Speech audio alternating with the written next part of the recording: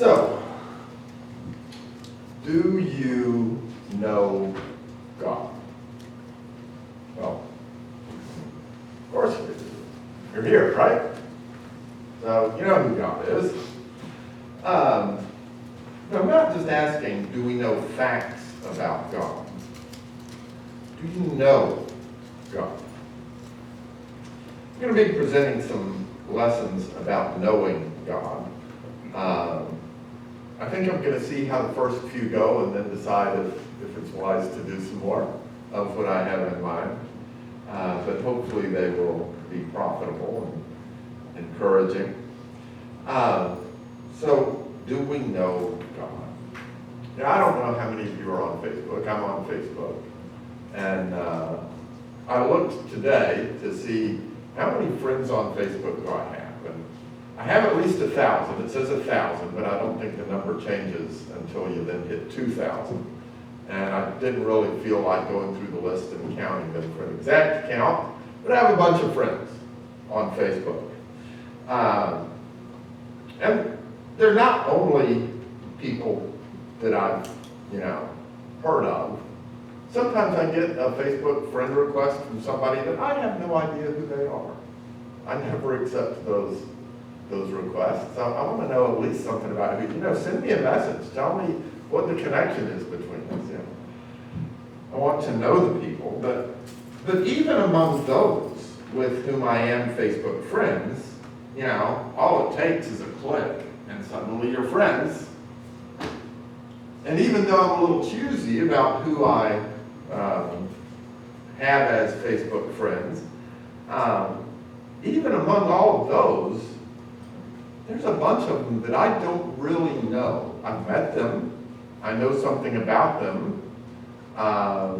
Maybe we've spent a little bit of time together even, but I have to say, I don't truly know them. I know facts about them. I know where they live. In the case of a lot of them, I know what kind of car they drive. That's a thing of interest to me, my interest in cars. But I still don't necessarily know them. You probably heard correctly that the Hebrew verb for know is about a more deep kind of knowing something, or a more deep kind of knowing a person.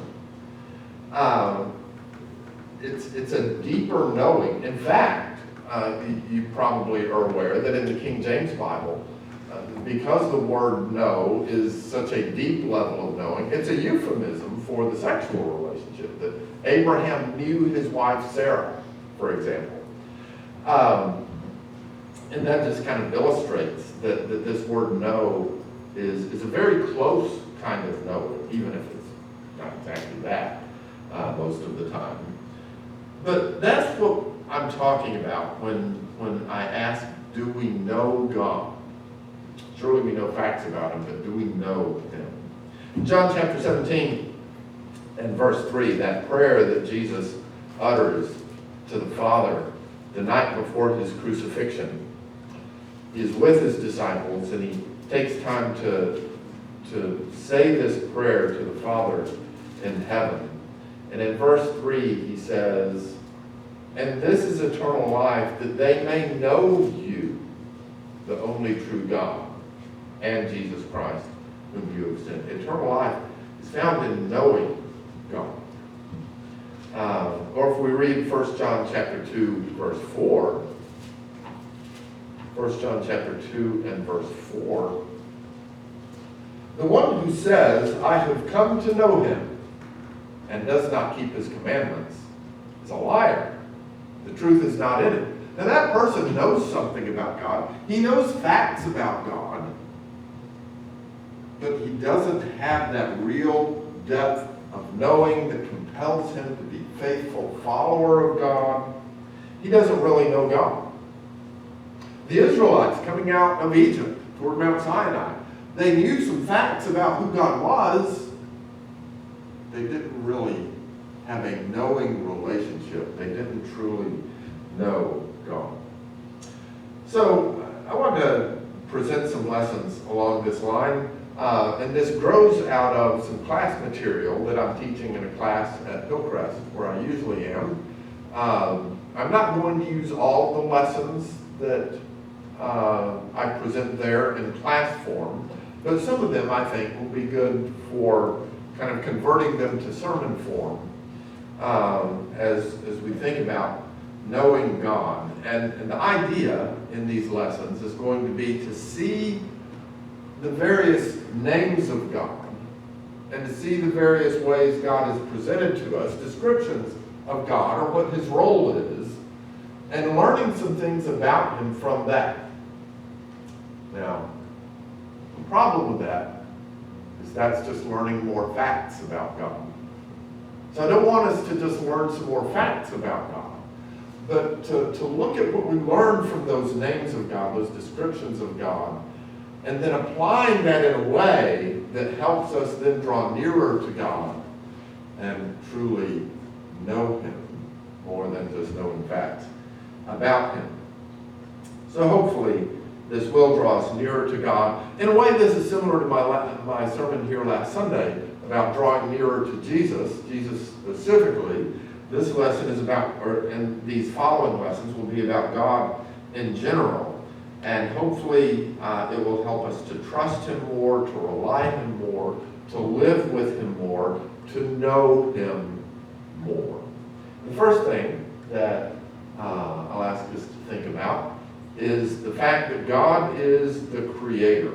And what do we learn about him from that will help us to truly know him better?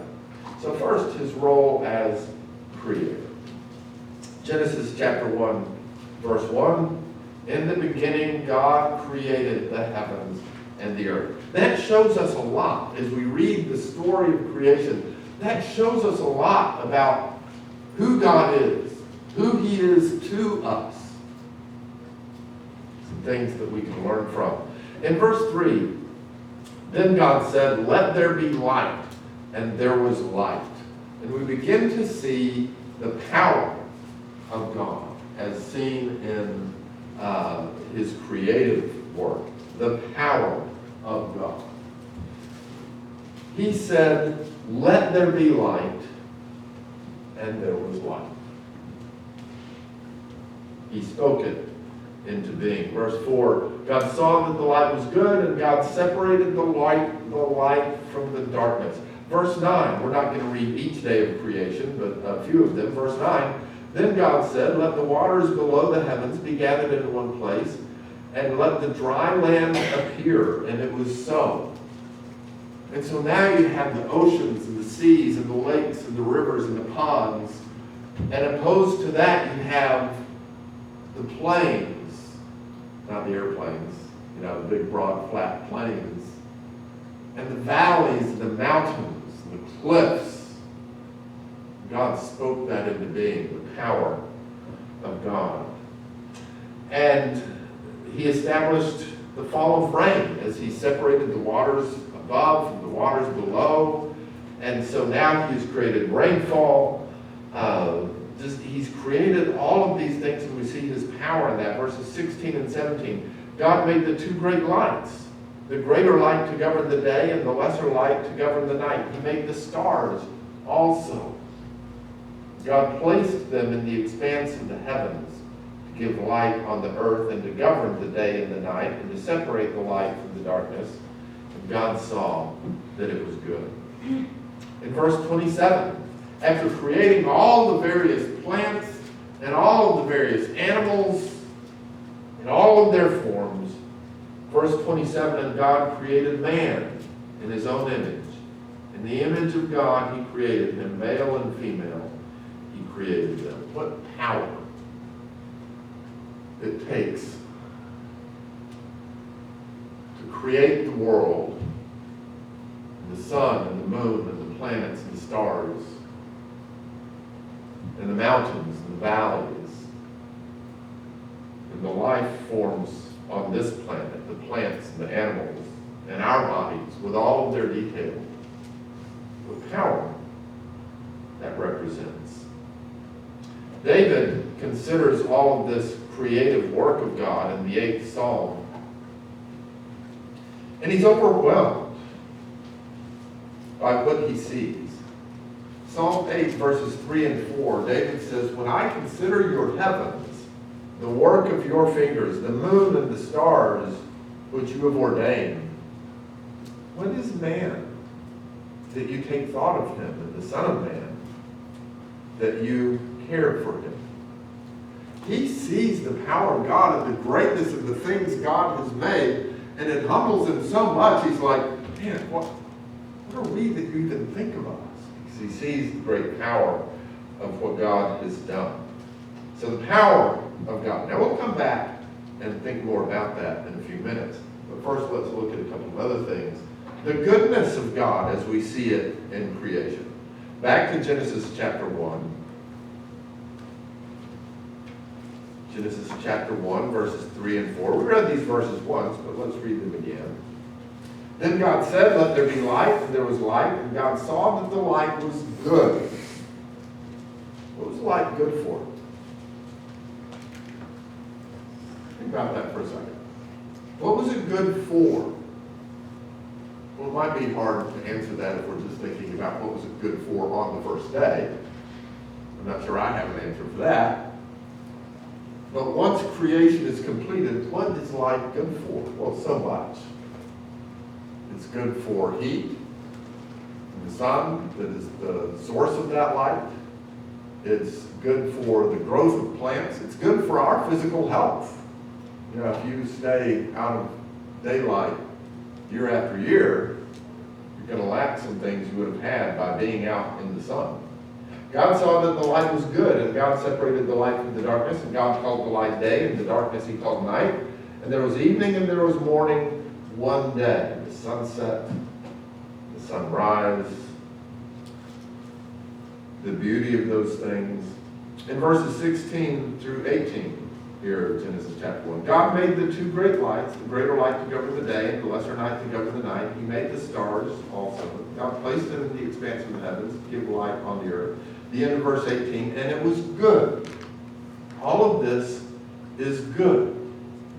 Verses 9 and 10, again, that water is distinct from land. We won't take the time to read those verses again. But water being distinct from land is a good thing so that we're not just walking around in mud and muck all the time. We have land, and we have seas and lakes and rivers. We have the beauty of those things, and we have the water cycle. Do you remember back in school studying about the water cycle? How the water evaporates into the atmosphere and clouds form, and then it drops water not on the lake where it came from. Well, it'll drop it there too, but it'll drop water on the land to grow our crops. And it's beautiful.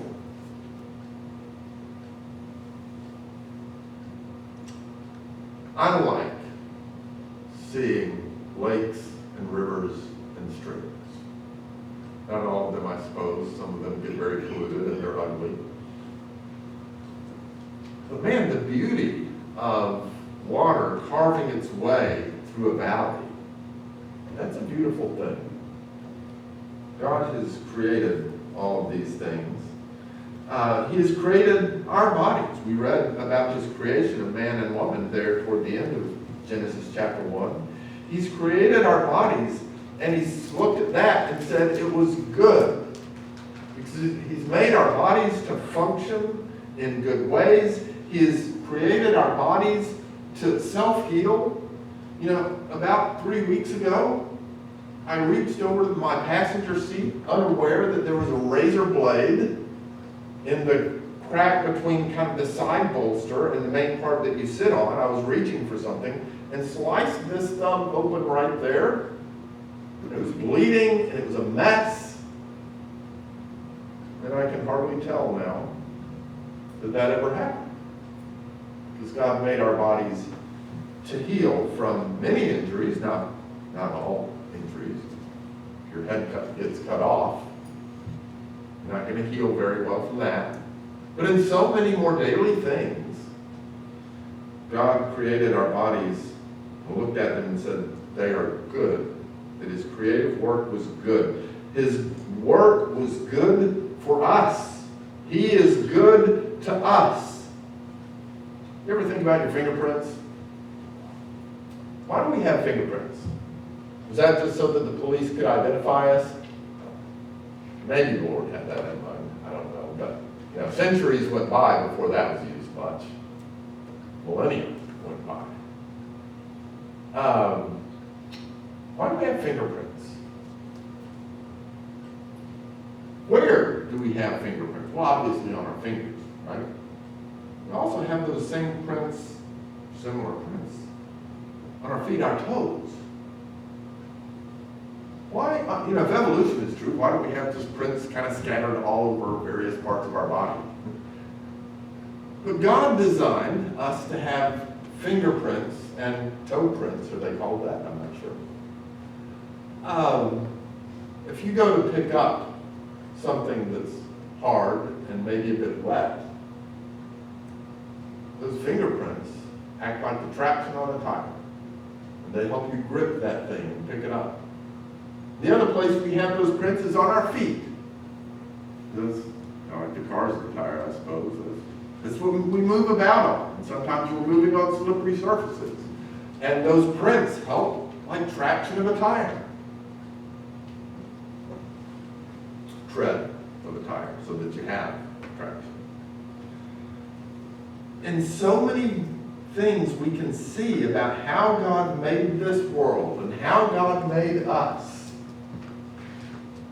We look at it as he did and said, it was good. He saw that it was very good. He's good to us. All of those things are good for us. We see that he designs with wise purpose, not just kind of haphazardly, like I mentioned a moment ago, not just those lines and prints, oh, got a little here, got a little back here. Yeah, no, it's in the places where it needs to be, where it's helpful. He designs with wise purpose because he is good to us. A third thing that we'll look at briefly is that we see in his creative work that he is a provider, again, for us. Chapter 1, verse 29, then God said, behold, I've given you every plant yielding seed that is on the surface of the earth, and every tree which has fruit yielding seed, it shall be for food for you. And then in chapter 9, immediately after the flood, Genesis chapter 9, verse 3, something about the animals that God created back there in Genesis chapter 1. Every moving thing that is alive shall be for food for you. I give all to you as I gave the green plant. So not just plants now, but animals as well. God created plants and animals to be good for us because he was providing for us. Some plants are poisonous to us. But not all of them, because God is providing for us.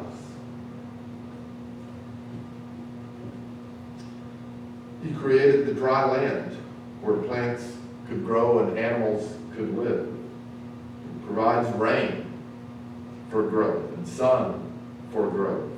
And bees to pollinate the flowers of those plants so that they'll produce fruit. In so much of God's creation, we see his role of provider. So we see his power. We see that he is good to us. We see that he is a provider. Now let's go back and see how those things should draw us nearer to him, to really appreciate him, to come closer to him, to know him. If you think about the first of those three things, we see God's power. We see that in his creation. And so we can trust that he is powerful. He was always trying to remind the Israelites of his own power that they could rely on and that they could trust and that they could then be near him and really know him if they would appreciate his power. And so, to help them see it, to help them see his power and that they could trust in it, he brings them to the Red Sea. They're escaping the Egyptians. They get out there and there's a sea in front of them and the Egyptians come up behind them. Was that just an accident? God said, oops, kind of led you to a tight spot there. No. God led them there so that they could see they can't solve that problem, but look, God can. Because God is powerful. We see that in his role as creator, and we see him trying to communicate that to Israel. When they get up to Jericho, what was the military invasion plan for Jericho? Build up siege works, was that what it was? Get, what are those things called? Trebuchets? Is that what you call the big things that fling rocks? Was that the plan? Something that they could build, that they could do? No, the plan was they were supposed to do something that had nothing to do with taking the city. But it was a time for them to see that it's God's power that can deliver them. So God tells them, go march around the city. And then on the next day, go march around the city again, go back to camp. Third day, march around the city again, go back to camp. Until finally on the seventh day, God told them, now march around the city 7 times and blow the trumpets and shout with a great shout. Was that going to do anything? Not except for God. God is showing them his power. And if we will see his power in creation, and if we'll see his power in those events with Israel and other things we read about throughout the Bible, it will help us to understand him more, draw nearer to him more, trust him more, really know him as this great power. He can keep us safe. What do we trust to keep us safe? What do we trust to keep ourselves safe, to keep maybe our nation safe, our cities safe? Is our trust just in political leaders? Getting the right candidates elected? That's what we've got to do to keep us safe. Well, some political leaders are better than others. But is that really the key thing? And yet, I think some people who claim to know God don't draw near to God, but they're very absorbed in getting the right political leaders elected. They know about God, they know some facts about God, but they haven't really learned to know God. That his power can keep us safe. Do we trust in Second Amendment rights to keep us safe in our homes? Is that the best thing that we can do? Is that the thing that has the most possibility to keep us safe? Well, it may do some things toward keeping us safe, but is that the best thing? Is that the most important thing? No, it's God. Being close to God, being a faithful follower of his, really having this relationship with him, and knowing him, and asking him to keep you safe. God is the one who had the power to shape this planet, the sun, the moon, the constellations, well, the constellations are the galaxies. He's the one with the power to accomplish things. He tried to show Israel that, and they never truly absorbed that message. Are we the same as Israel? Or will we truly absorb that message? We see his creative power, and it draws us close to him to really understand he's the one I need to trust. Do we know him that way? The second thing we talked about was the goodness of God. We see that in his creation, the physical world around us, our physical bodies that we live in. We can see that he is good, and it shows us that he desires good for us. It's not just that he's able to do things for us. He wants to do things for us because he's good toward us. that should draw us nearer to Him, to be in a knowing relationship with Him.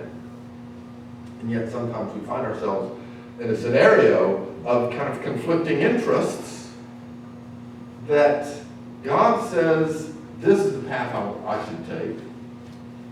But this other path makes me so happy. And we think we're going to be happier and have a more blessed life if we take this other path. Then we don't know God. We might know some things about Him. We might come and sing praises to Him. We might offer a prayer to Him. But if we cave into temptation because we think that's what's better for me, that's what's going to make me happier, that's what's going to make my life better, then we don't know God, because God wants what is good for us. And if He says don't do that, then it's going to be better for us not to do that. God has proven that He is good for us and wants good for us. In Deuteronomy chapter 6, after the law has been given to Israel, Deuteronomy chapter 6, verse 24, so the Lord commanded us to observe all these statutes, to fear the Lord our God for our good always, and for our survival, as it is today. The laws He's given us are not things we should look at and say, no, that's not going to make me as happy as this other thing. No. God has proven in how He created everything and in so many other things since then that He wants good for us. And so if He tells us this is the path to take, if we know God, not just know some facts about Him, it's going to be easy for us. God's path is the best path for me. I'm going to take that path. This other thing that looks like it would be so enjoyable, I must not be deceived by that. What God says is what is good for me. Trust what He says. That's knowing Him. And then finally, we talked about how we see in the creation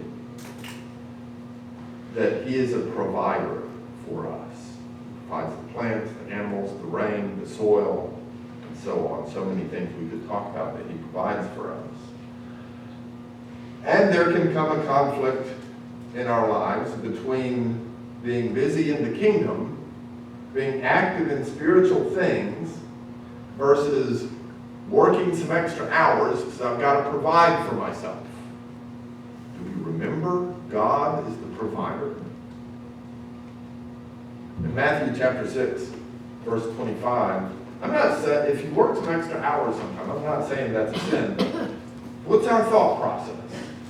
And what are we sometimes sacrificing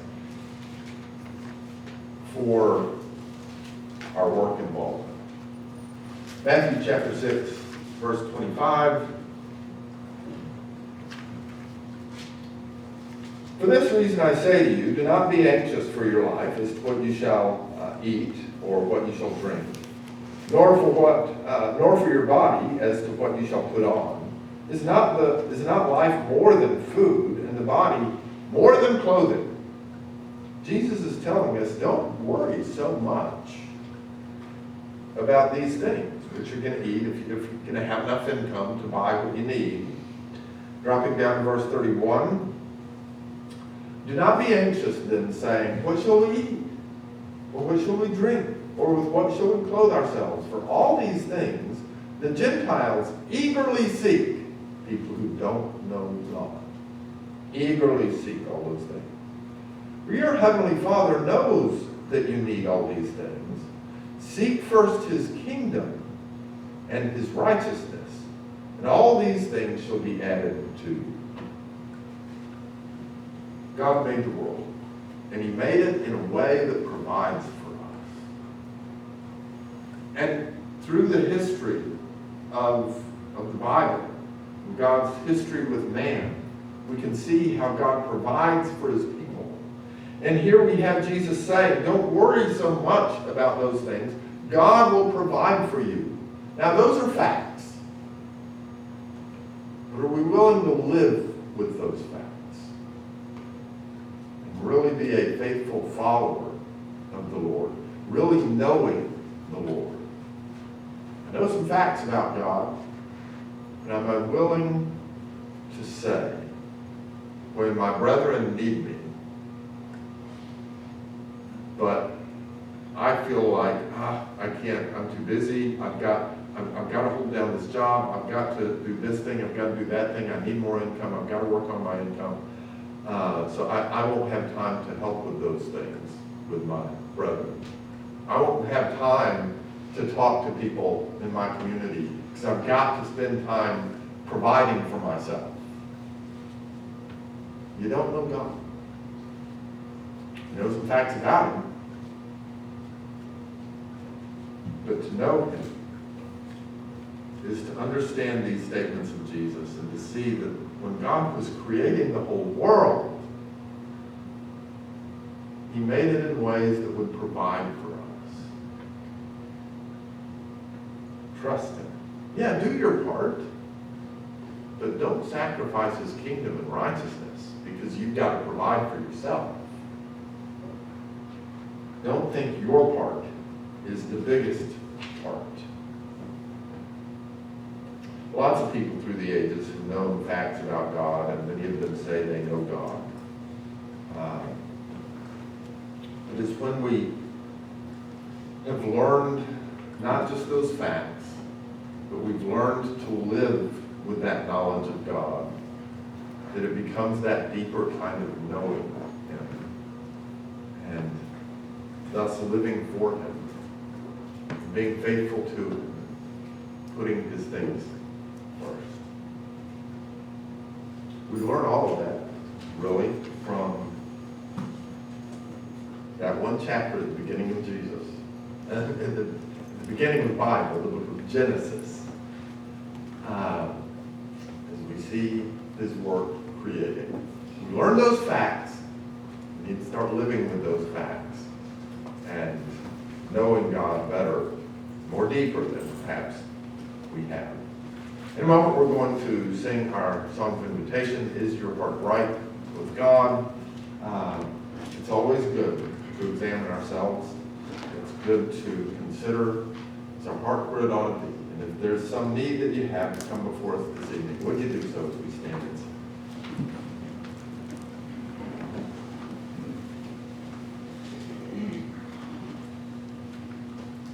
Have thine affection nailed to the cross.